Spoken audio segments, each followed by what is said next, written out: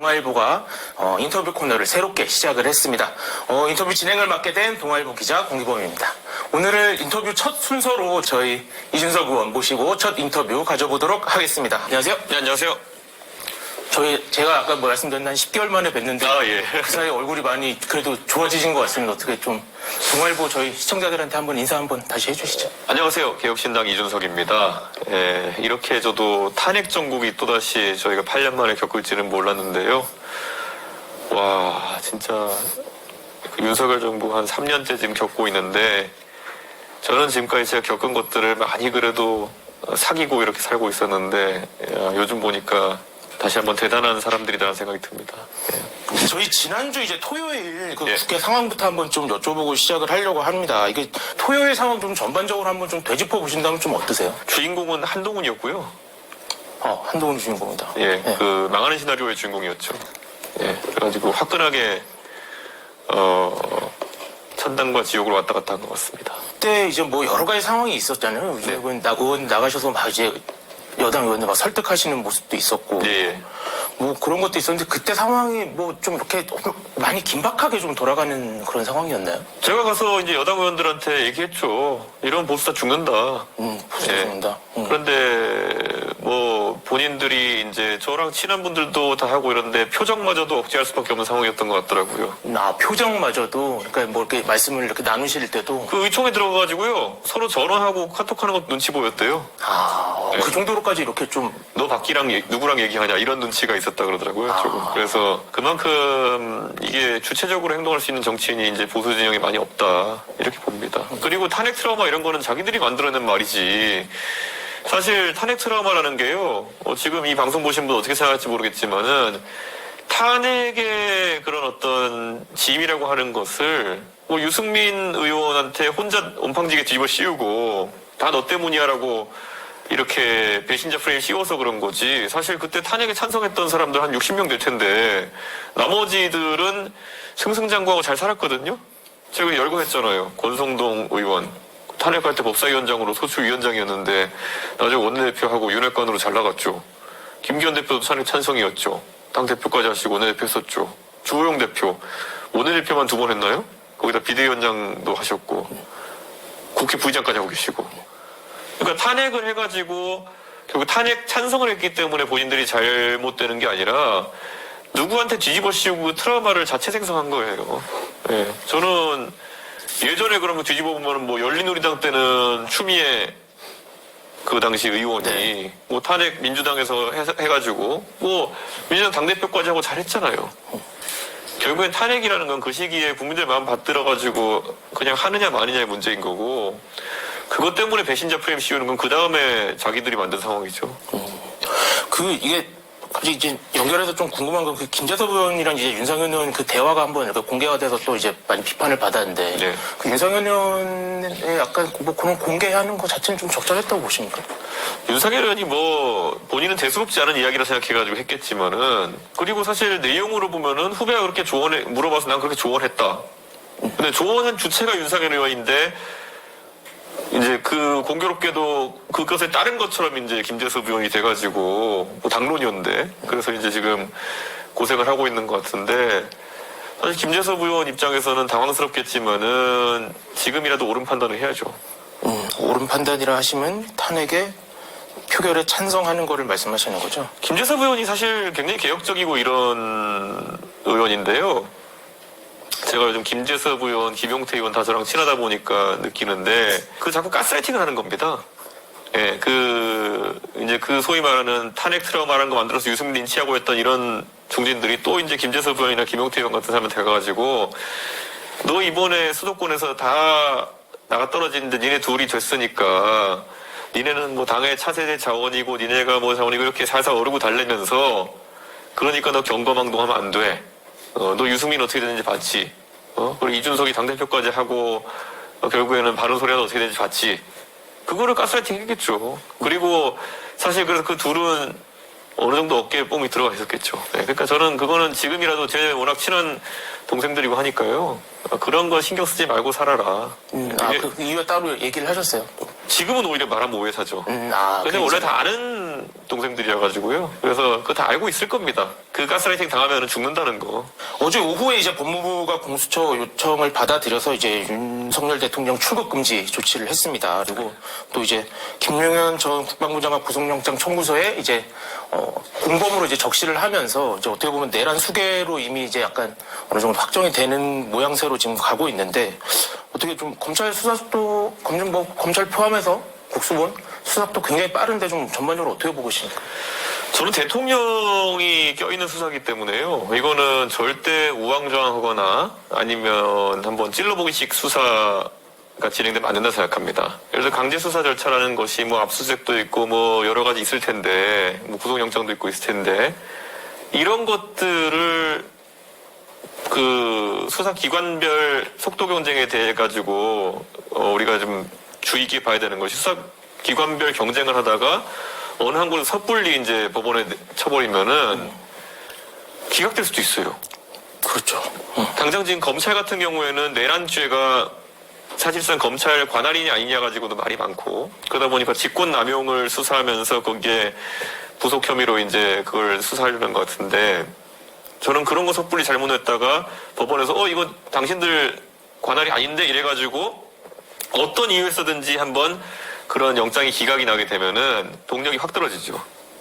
당장 그런 상황 속에서 다들 좀 욕심부리지 말고 큰 틀에서 어떻게 하면 이게 수사가 잘 될 수 있는지를 봐야 된다. 그런 생각을 합니다. 저는 지금 상황에서는 국수본이 가장 그래도 의지를 갖고 처음부터 달려들었으니 좀 국수본이 좀 주도권을 가져가는 게 옳다는 생각을 하고 있거든요. 특히나 검찰은 지금 이 오비락이 될 수도 있는 거지만은 한동훈 대표나 아니면 윤석열 대통령과 수사를 같이 했던 인력들이 주도하고 있는 상황 속에서 전혀 본인들이 의도하지 않았지만 결과가 삐끗하면은 큰 오해를 살 수 있습니다. 조심해야죠. 민주당이랑 비슷한 궤로 하시는 거네요. 국수본에서 하는 게 맞다. 그렇죠. 라고 보시는 거고. 그 상설특검이 처리가 되면 이제 윤 대통령이 어쨌든 3일 안에 이제 임명을 해야 되잖아요. 그 임명을 하게 될까요? 어떻게 보십니까? 임명을 해야 되는데 그것도 사실상 통치행위 아닌가요? 그렇기 때문에 스스로 이선 후퇴하겠다는 것에 시건이 되기 때문에 상당히 좀 곤란한 상황이 될 것 같다. 그리고 지금 상황은요 특검이고 상설특검이고 무슨 뭐 다 필요 없이요. 지금은 이제 탄핵도 사치인 상황이 왔다. 탄핵도 사치인 상황이다. 예, 그렇게 생각합니다. 이게 예전에 박근혜 대통령 탄핵을 생각하면서 이게 심리에 무슨 2개월, 3개월 걸릴 거다 이런 얘기 하시는 분도 있는데요. 이건 대통령이 현행범으로 걸린 겁니다. 예, 이 내란에 준하는 죄를 범하다가 지금 현행범으로 걸린 거기 때문에 헌법재판소도 고도의 정무적 판단을 해가지고 빨리 결론 낼 거라 봅니다. 그래서 윤석열 대통령이 거기서 요행을 바라고 지금 국가를 더 혼란에 빠뜨리는 건 말도 안 되고요. 즉각 하야해야 되는 상황이 왔다 이렇게 봅니다. 그런 말도 있습니다. 만약에 이제 구속이 되더라도 윤 대통령 구속이 되더라도 옥중 직무를 볼 수 있는 게 아니냐 뭐 이런 얘기도 나오는데 그런 그게 상황이 호사가들이 하는 얘기일 수는 있겠지만은 옥중 집무하겠다고 나서는 순간 아마 국민들이 이 대통령제 자체를 없애겠다 달려들지도 모릅니다. 저는 강제 수사를 받느니 빨리 그 전에 하야해라. 하야해라. 예, 그런 입장입니다. 지난주 상황으로 다시 돌아가서 국민의힘 상황이랑 같이 좀 모아서 다시 한번 여쭤보려고 하는데요. 김건희 여사 특검법이 이제 또 재발의가 되고 이제 아마 또 처리가 시도가 될 걸로 보이는데 이번에는 어떻게 좀 통과가 될 가능성이 더 높아졌다고 보십니까?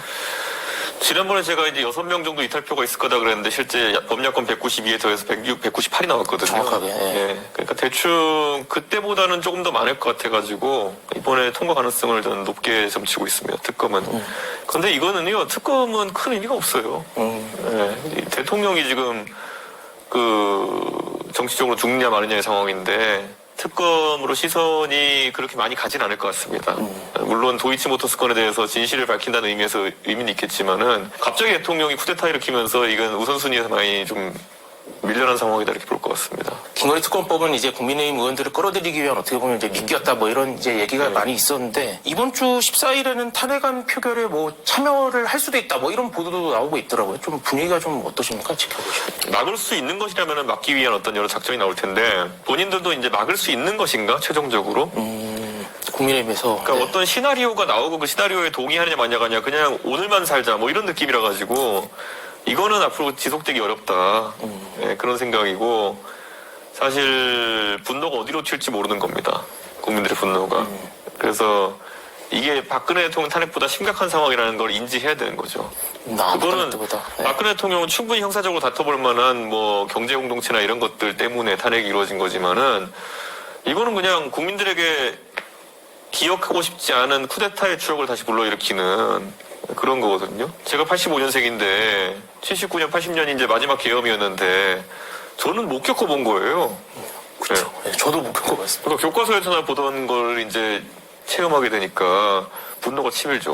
그럼 만약에 국민의힘이 탄핵안 표결에 또 참여를 안 하거나 혹은 뭐 그에 준하는 약간 당론을 정하거나 한다 그러면 그 불똥이 어디로? 저는 국민의힘이 위헌정당 심판 가볍게 보면 안 된다고 생각합니다. 지금 상황에서 어떤 식으로 정권 교체가 이루어지면은 정부 측에서 위헌정당 심판 걸 가능성이 정당 해산 청구 이제 걸 가능성이 높다. 그렇게 왜냐하면 그 새누리당이 과거에 선례를 세웠잖아요.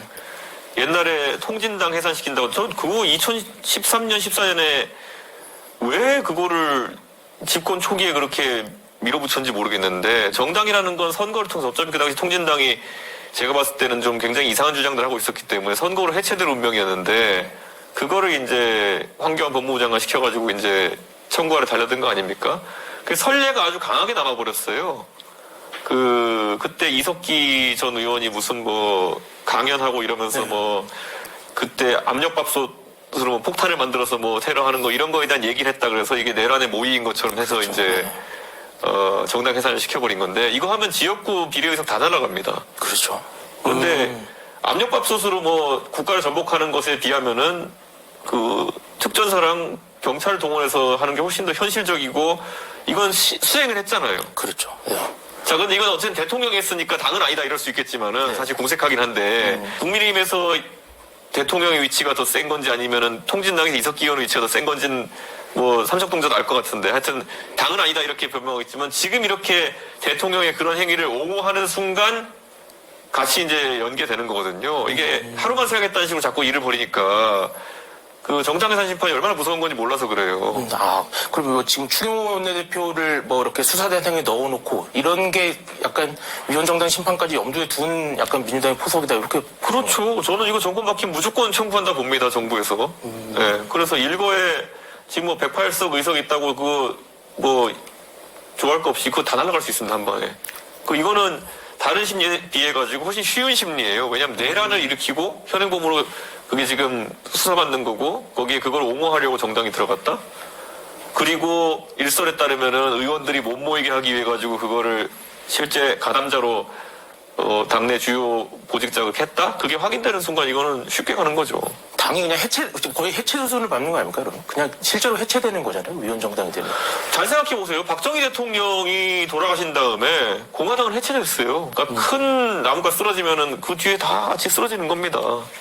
그런데 전두환 대통령이 사실상 이제 민주화 이후에 이제 그런 과거 행적에 대해서 처벌받고 결국 이제 민정당도 사실 3당 합당을 했지만은 결국 민정계는 거의 대부분 이제 김영삼 대통령의 집권과 함께 쓸려 나가는 것처럼 윤석열 대통령이 넘어지는데 윤핵관과 이런 무리가 계속 있다? 저는 그것도 되게 역사적으로 봤을 때 말이 안 되는 얘기라 생각하거든요. 14일 날 이제 전망을 조금 더 해보려고 그러는데 14일에 어떻게 개혁신당의 약간 전략?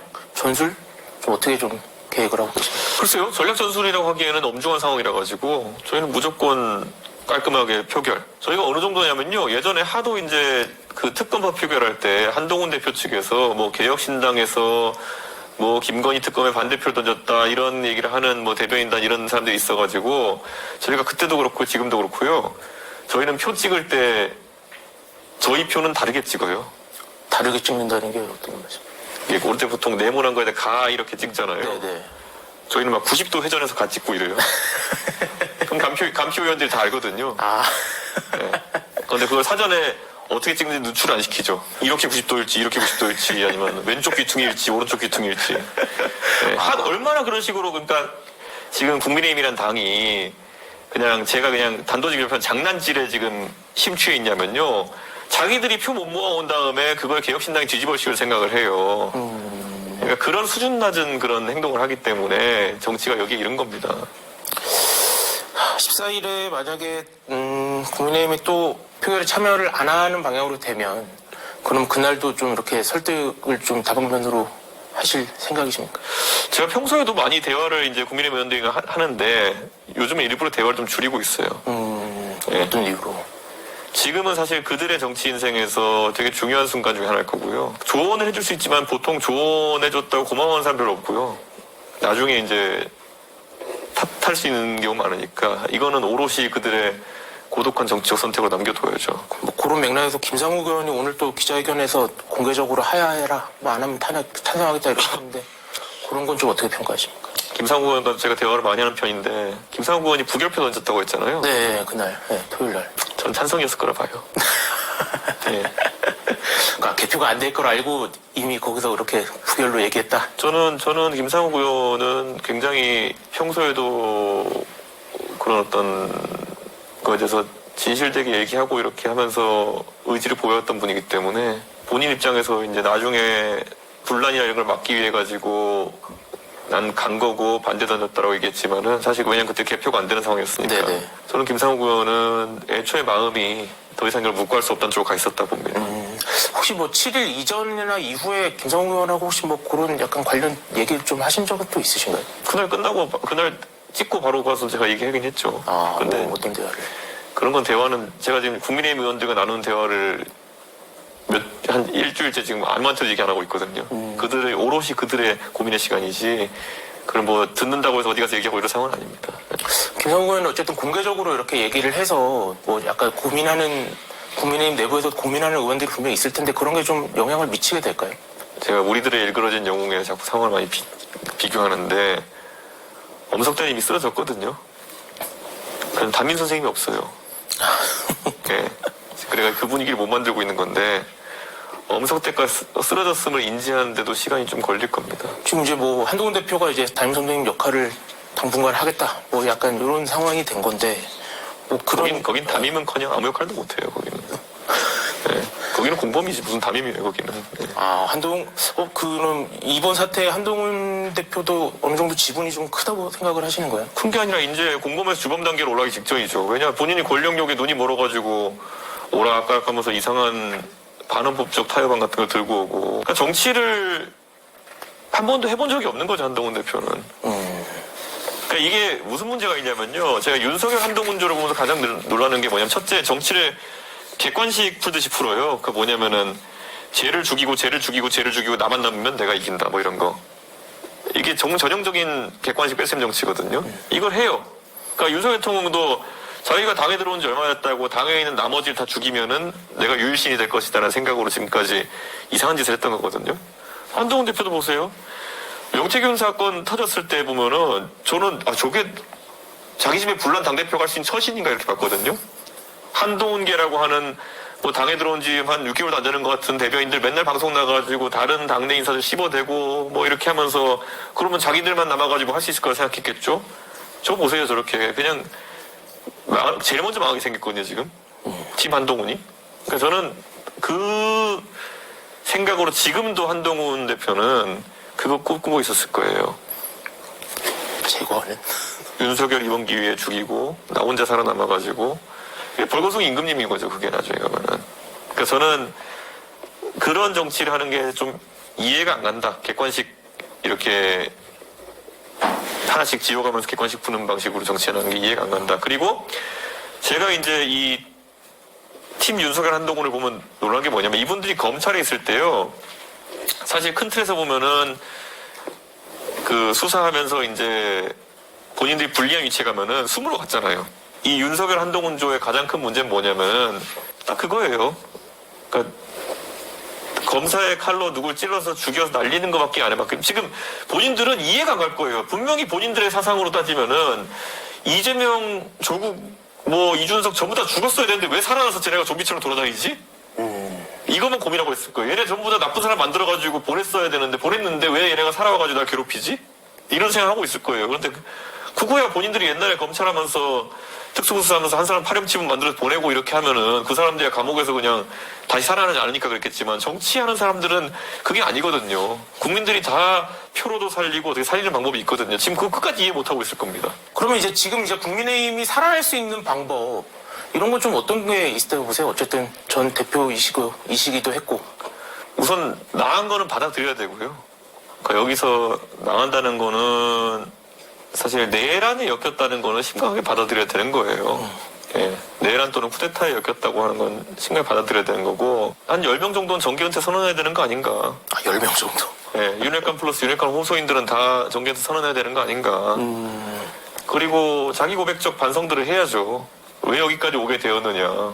사실 2년 전으로만 돌아가도 전혀 앞으로 선거를 질 것 같지 않았던 정당이 왜 이렇게까지 나락에 가게 되었느냐. 그거에 대해서 자기 고백적 반성을 해야죠. 예. 근데 그 말을 하는 순간 아까 말했던 거는 본인의 책임도 같이 얘기할 수 있어야겠죠. 윤핵관들이 그 얘기를 할 수 있어야 되는 거고 다시는 그러지 않겠다. 우선은 그러면 내가 내 직을 던지고 내가 정치를 떠나겠다. 그런 과정이 있어야 되는 거겠죠. 지금 상황에서 보면은 1년만 있으면 다 괜찮아질 거야 같은 그 전형적인 아까 말했던 도박 마인드라니까요. 가가지고 법무연수는 한 1년이 갔다 오면 세상이 언젠가 오겠지. 그 사이에 민주당이 또 똥볼 하나 차겠지. 이런 정도의 생각인 거거든요. 저는 그런 거로 안 됩니다, 이제. 그렇게 할 만한 의원이 있다라고 보십니까? 제가 없으니까 말씀드린 겁니다. 예. 어차피 말해도 안 들으니까. 예. 알겠습니다. 국민의힘에서는 사실 이제 탄핵에 동참하지 못하는 이유가 이제 민주당의 어떻게 보면 독선이 더 심해질 거다. 이런 이제 맥락에서 그렇게 하고 있는데, 이런 생각은 어떠세요? 그러니까 이 국민의힘이 만약에 힘을 잃으면 실제로 민주당이 지금보다 더 강하게 좀 푸시를 하는 그런 상황이 생기게 될까요? 저는요, 지금 국민의힘에서 하는 논리 중에 제일 무서운 국민의 심판을 받은 논리가요, 이재명이 당선되면 안 되니까 지금 윤석열을 취재할 수 없다. 이거는 정말 하면 안 되는 소리입니다. 윤석열 대통령은 지금 국가 전복 시도를 한 거예요. 예. 근데 거기서 이재명, 이거 현행범인 거고요. 이재명에 대한 위협은 보수 진영에서 사실상 계속 재생산해 나면서 만들어 놓은 거거든요. 이재명 대표가 좋은 사람이 나쁜 사람인 저도 개인적인 판단이 있지만은 이거는 이재명이 집권하면 뭐 할 것이야와 윤석열은 내란을 벌였어가 붙으면은 이건 일반 국민들한테 소구가 안 되는 내용입니다. 이런 거죠. 누구는 이미 살인을 저질렀는데 저 사람은 인상이 들어. 이런 거의 대결이거든요. 그러니까 이게 되겠냐고요, 이게 지금 보면은. 근데 이런 주장으로, 예. 얘가 지금 살인을 저질렀지만은 쟤는 인상이 들어오니까 쟤는 안 돼. 이런 주장을 하고 있는 거예요. 저는 굉장히 이거는 하면 안 되는 주장이다. 예. 민주당이 폭주해가지고 계엄을 할 수밖에 없지 않냐. 이런 것도 절대 하면 안 되는 게요. 자, 그럼 민주당이 그렇게 폭주할 수 있게 만들어준 게 누군가요? 국민이에요. 왜냐? 윤석열이 폭주하는 거를 막아야 되니까. 예. 그런 식으로요. 자꾸 이렇게 이거에 앞에 뭐가 있었냐를 따지기 시작하면요. 또 윤석열 나와요. 국민이 왜 그러면 범야권에 192석을 줬을까? 윤석열 막으라고요. 뒤집어 말하면 처음에 깽판 안 쳤으면 여기가 192석 할 일도 없는 거예요. 그러니까 쭉 가면 다시 자기 쏘는 거라니까 이렇게 가서. 그러니까 그런 주장을 해서 뭐 하냐고요. 예. 아까 이제 처음에도 얘기해 주셨기는 한데 이게 어쨌든 되게 이제 경제 지표까지 되게 혼란한 상황이고 국가적으로 되게 위기 상황이 됐는데 의원님 생각하시기에 이 혼란을 약간 최소화하면서 어쨌든 다음 단계로 이제 가야 되는데 그렇게 하기 위해서는 어떤 일련의 좀 과정들이 좀 필요하다 이렇게 보십니까? 지금 보면 보수의 이제 막 강성지지층 막 어르신들 이런 분들이 논리가 똑같아요. 저한테는 너는 그러면 이재명을 막을 방법이 있어가지고 그러는 거냐? 그러니 탄핵에 반대를 하거든요? 방법이 있으면 내가 왜 니들한테 말해줍니까? 그러니까 제정신이 아니에요, 지금 보면은. 방법이 있으면 말하라고 하면 안 되죠. 그러니까, 그거 지금 어이없는 논리를 펼치는 거예요. 예. 방법이 있으면 말하면 그건 방법이 아니죠, 그거는. 그러니까 이런 무한 루프의 말도 안 되는 상황을 빨리 벗어나야 되는 거예요. 그거는 이 사태를 만든 귀하들이 신경 쓸 일이 아니에요, 그거는. 염치가 있어야지. 대통령 쫓아다니면서 계속 그렇게 하고, 어디 목사가 하는 집에 쫓아다니면서 보수를 쓰레기장 만들어 놓고는 지금 와가지고 왜 대안을 거기다 요구해요? 알아서 잘할 텐데. 그러니까 저는 제발 이런 좀 적반하장의 상황을 좀 없애야 된다. 윤석열 대통령을 지지했던 뭐 세력이 됐건 아니면 뭐 친윤 세력이 됐건 그쪽에서 뭔가 전국을 좀 이렇게 컨트롤하려는 생각 자체를 아예 버려야 된다. 아니 그렇죠. 맨날 할 말 없으면 이준석이 어린 게 뭐 어떻게 하냐 그러는데 귀하들이 그렇게 좋아하는 박정희 대통령은 40대 대통령이 됐어요. 그러니까 저는 그건 귀하들이 걱정할 일이 전혀 아니라니까요. 그거는. 예. 그거는 가만히만 좀 계세요. 좀 보면은 어디 가가지고 뭐 훈계하려고 하지 마시고 지금 잘한 거 아무것도 없는데 이러면 또 싸가지 없다 하겠죠. 나라 망가뜨려 놓고 그런 말 하시면 안 돼요. 예. 저도 사실 개인적으로 궁금하긴 했는데 인터넷에 보면 이제 그 계엄 이후에 돌아다녔던 약간 짤이라 그러죠. 예, 밈 중에 하나가 그 4월에 이제 라디오에 나와서 그 말씀하셨던 게 많이 돌았어요. 거기서 이제 대선이 이제 진행자가 대선이 3년 남은 상황이다 뭐 이랬더니 그때 이제 대선이 3년 남은 게 맞나요? 이렇게 이제 반문하셨던 게 사실 인터넷에 많이 돌았는데 그때도 뭔가 약간 이렇게 전국이 이런 식으로 흘러갈 수 있다라는 좀 생각이 좀 강하게 갖고 계셨던 거. 저는 2016년에 그 20대 총선 지고 나가지고 박근혜 정권이 흐물흐물 무너지는 걸 경험해봤거든요. 그 한복판에서. 너무 잘 알아요. 그러니까 총선을 이렇게 진 이상 윤석열 대통령이 다시 반등할 가능성은 없었다. 거부권 쓰면서 더 안 좋아진 게 뭐냐. 거부권을 쓰면서 민주당이 하는 건 막을 수 있었지만 내가 하고 싶은 건 아무것도 못하는 상황이 돼버렸거든요. 그건 되게 바보 같은 선택이죠. 민주당이 뭔가 의석수를 밀어붙이려면은 본인은 얻어맞는 이미를 형성하고 내가 하고 싶은 거는 간절히 부탁하는 정치적 그 수를 썼어야 되는데 아니 언뜻 보기에는 대통령이 더 막무가내처럼 보이잖아요.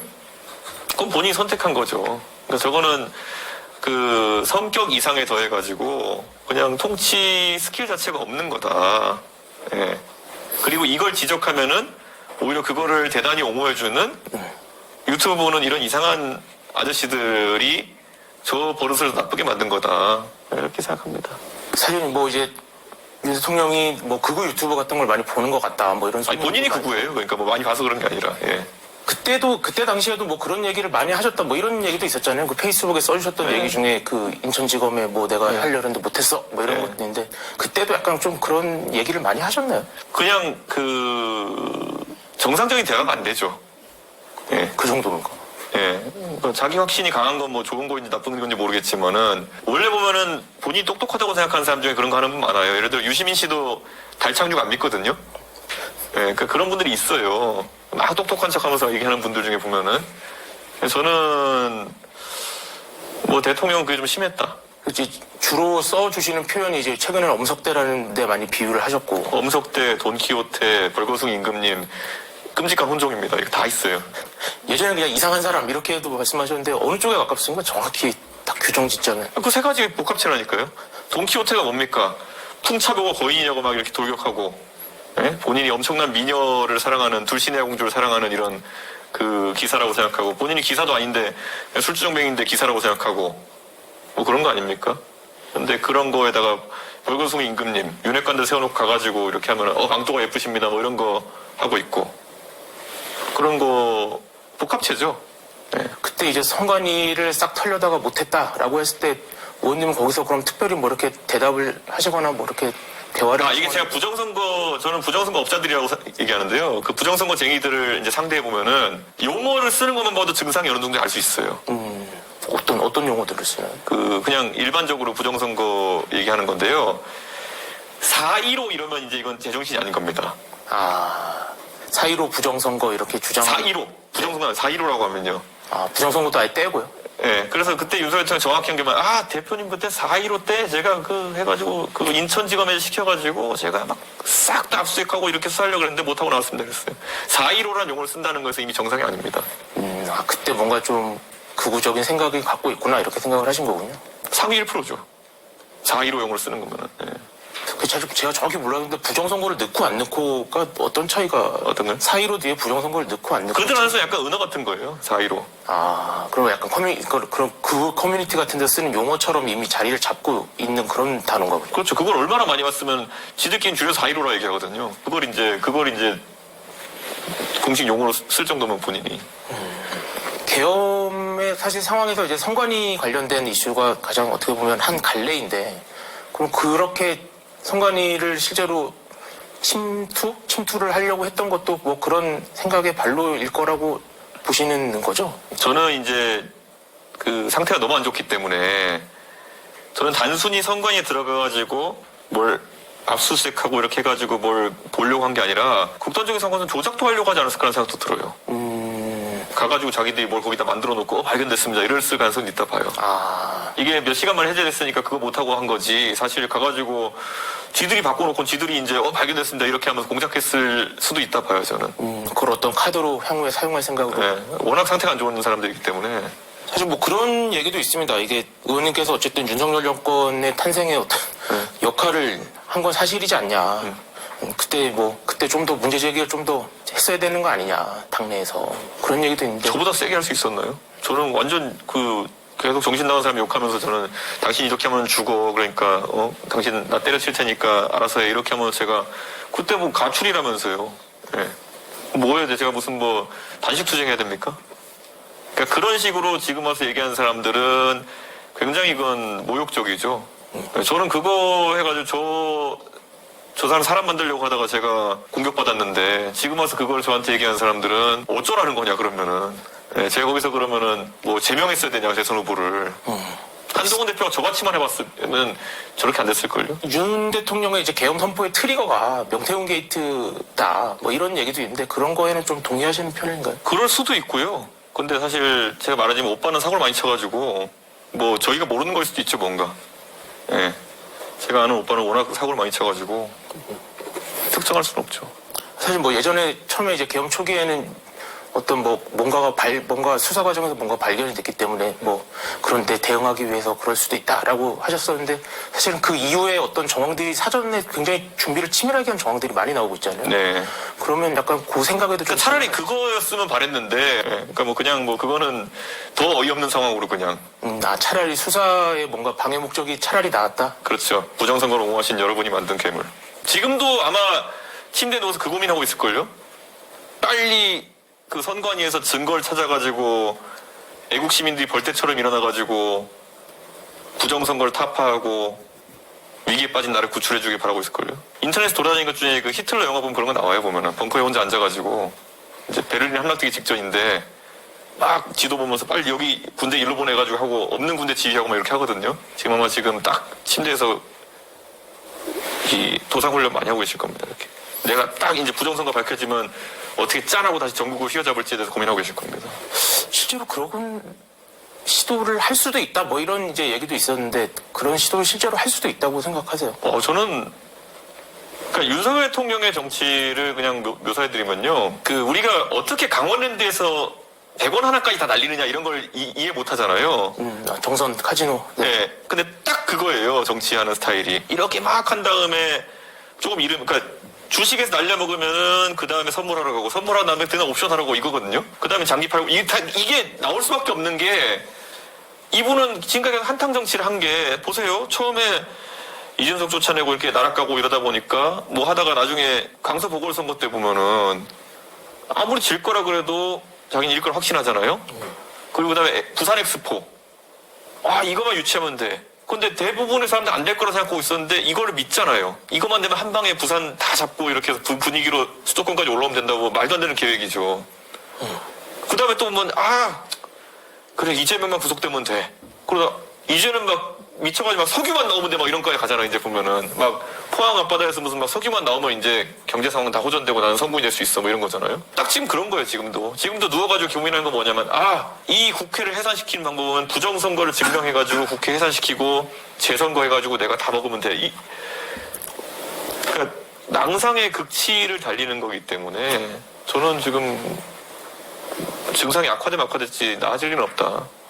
수사 국면이 벌어지고 나서 탄핵이 됐건 하야가 됐건 이제 어쨌든 내년쯤에는 조기 대선을 해야 되는 상황으로 지금 가고 있는 것 같은데요.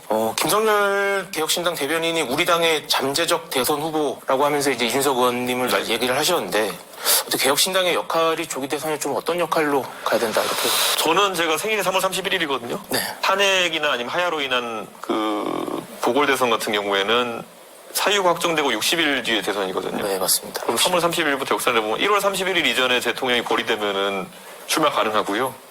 아니면 못 나가요. 못 나가요, 아예? 네. 1월 31일 이전에 물러나면. 그렇네요. 나 일단 만 40세. 네. 네. 근데 그래도 저는, 그러니까 그러면 뒤집어 말하면 제 입장에서는 질질 끄다가 탄핵해라라고 할 수도 있지만 저는 그냥 즉각 하야라고 하잖아요. 왜냐면 그거 제가 뭐 어떻게 하느냐보다도 도저히 저 사람이 나라를 하루라도 더 운영한다는 것 자체가 대한민국의 큰 리스크이기 때문에 제가 대선 나오고 못 나오면 중요한 거 아니고 빨리 물러나라. 탄핵도 사치다 이렇게 계속 얘기하는 거죠. 만약에 1월 31일 이후에 2월 이후에 만약에 뭐 하야가 되든 탄핵이 되든 해서 4월 이후에 대선이 진행이 되게 된다라고 하면 어쨌든 어떤 당 내에서나 뭐 국민적인 요구가 있을 수도 있는데 그때는 좀 고민을 해보실 수 있나요? 저는 보통 그런 선택할 때 제가 고민해가지고 하거든요. 저 예전 당대표 나갈 때도 내가 당을 위해서 뭘 할 수 있는지에 대한 확신이 서면 나갔거든요. 이번에도 똑같겠죠. 제가 어떤 역할을 있을 수 있는지 확신한다고 하면은 제가 참여할 것이고 아니면 뭐 더 나은 역할을 할 수 있는 방법이 다른 게 있다 그러면 다른 방식으로 참여할 것이고 정치하는 사람이 대선을 걸을 수는 있나요?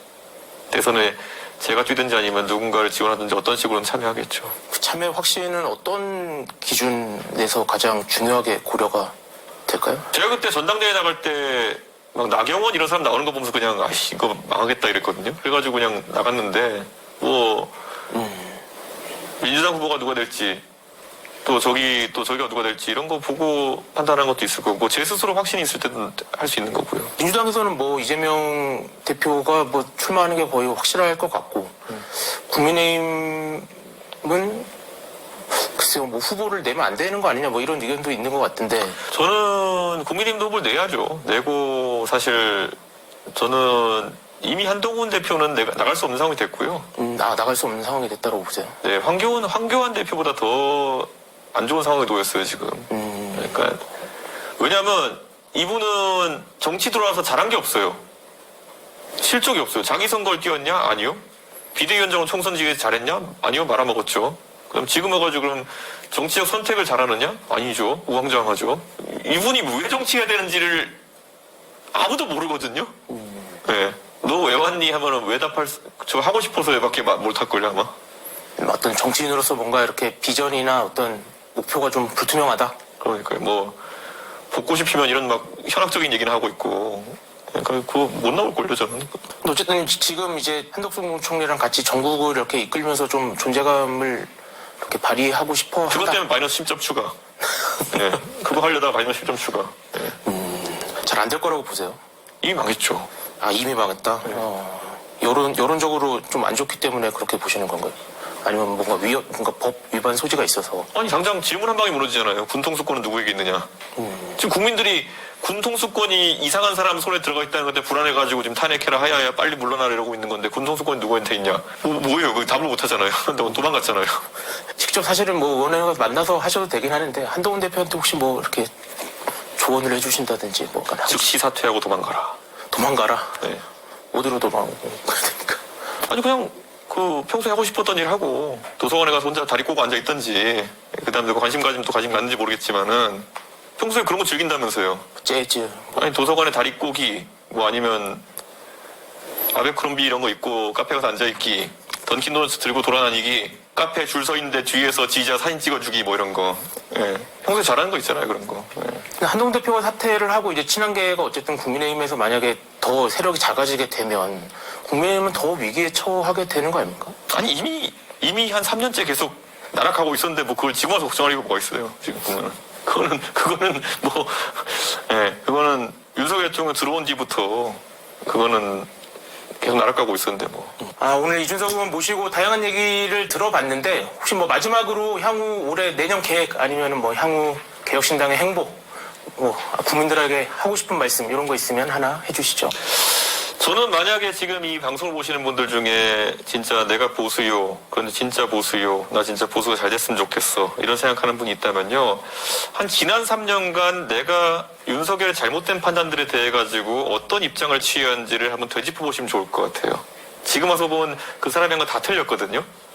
근데 거기 때마다 내가 스스로 집단 논리에 빠져가지고 누구 유튜브 보고 나가지고 그 길에 동조하지 않았는가, 내가 틀린 거 아닌가. 이준석이 민주당 첩자라고 생각했는데 사실은 윤석열이 대왕 첩자 아닌가. 이런 것들을 먼저 되새김질하면서 고민을 하셔야 돼요. 나는 왜 이런 잘못된 판단을 했을까? 지금도 이준석을 보면서 욕하고 싶은데 과연 욕하는 게 옳은 것일까?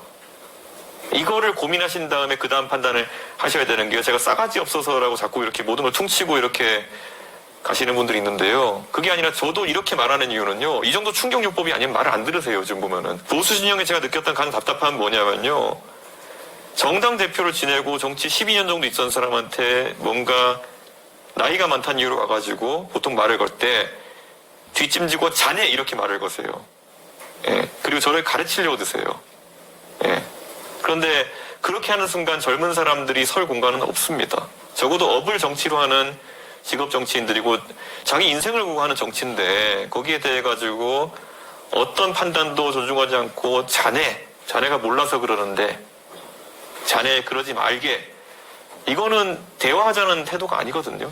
지금도 아마 이 방송 보시고 댓글을 다시겠지만은 왜 대한민국의 젊은 사람들이 저런 생각을 하고 있을까에 대해서 조금만 고민하시면은 저는 세상이 바뀔 수 있다. 저는 그런 생각하고 그래야 보수가 살아납니다. 이 말씀 드리려고 오늘 방송 나가지고 계속 말씀드리고 있는 겁니다. 개혁신당 약간 행보도 요즘 개혁신당에 당원 가입하시는 분들이 참 많아지고 있는데 다시 개혁신당 네이버에 검색하셔가지고 당원 가입 누르시면은 뭐 3, 4분이면 됩니다. 온라인으로 하는 거 가입하시고 정말 진짜 보수를 사랑하고 당이 다시 한번 살아나는 걸 원하신다면요.